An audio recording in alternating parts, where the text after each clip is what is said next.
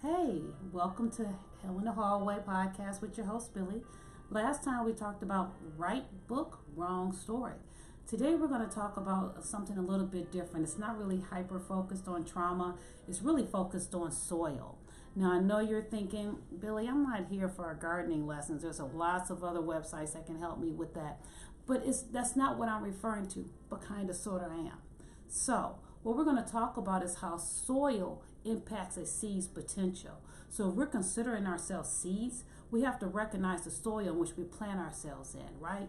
So look, what we have here is this this is my little plant. It's not doing so well, right? Like I told you, I don't really have a green thumb. I have a black thumb as represented here. But look at the soil, dry. It doesn't look like it's full of nutrients. Doesn't look like it can offer much, right?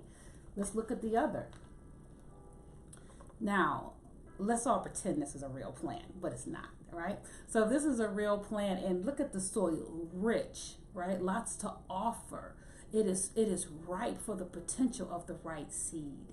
So we're going to talk about where we plant ourselves. What environments do we plant ourselves in, right? So let's first decide, what does soil need? I got a list here because, again, I got a black thumb. So soil needs to be properly tilled, turning the earth over. Your environment, the individuals in your circle, or even you, do you turn things over? Do you prepare? See, the purpose of tilling is preparation. Do you prepare yourself for the future? Do you prepare yourself for interactions for others, right? Another thing a soil needs is sufficient depth. Is the ground shallow? If it's too shallow, seeds will have difficulty gaining roots so it can grow. Think of your circle.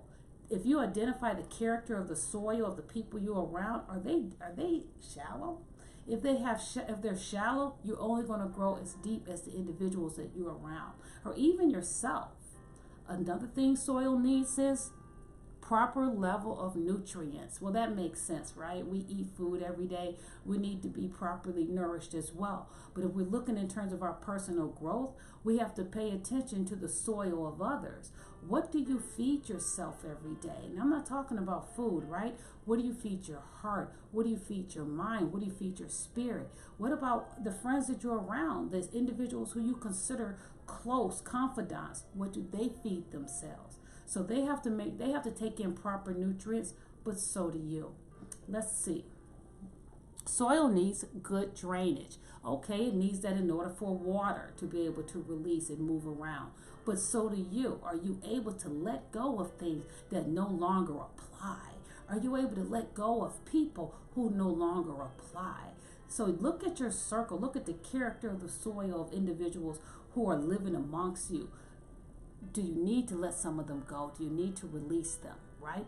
Let's see what else it needs. Soil needs resistance to weeds and degradation. That's a good one. Meaning that negativity should not and could not and will not take hold. Now, I did not say it would not be exposed to negativity, because we get exposed to that all day long, right? But what it means is, does it take root? Does it take root and is able to grow in our heart and our mind, creating a negative spirit? So now that we're negative, everything that we start talking about and involving ourselves is negative. I know individuals that's all they talk about all day long. They actually gravitate towards negativity. Do you know people like that? I'm sure you do.